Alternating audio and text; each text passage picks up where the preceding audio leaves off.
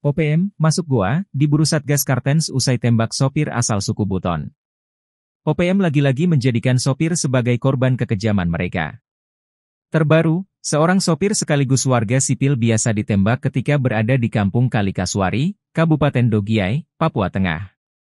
Padahal, sopir ini tidak tahu apa-apa dan bukanlah seorang intel militer Indonesia. Kepala Operasi Damai Kartens 2024, Brigjen Pol Faisal Ramadhani, mengatakan, kejadian itu berlangsung pada Minggu, 1 September 2024. Pelaku penembakan diduga kuat merupakan anggota organisasi Papua Merdeka, OPM. Korban terkena luka tembak di bagian betis. Korban diketahui bernama Ladui dari suku Buton.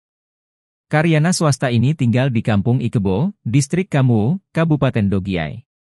Faisal menyampaikan, korban telah dievakuasi ke Rumah Sakit Umum Daerah, RSUD, Pratama Dogiay dan dirujuk ke RSUD Paniai untuk penanganan lebih lanjut.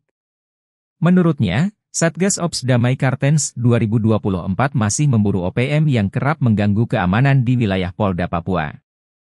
Pasukan segera disebar untuk mencari keberadaan pelaku yang kini bersembunyi ketakutan ditangkap militer Indonesia. Kami berkomitmen untuk memastikan para pelaku kriminal dapat mempertanggungjawabkan perbuatannya di hadapan hukum, sehingga masyarakat di Papua dapat merasa aman dan nyaman, katanya.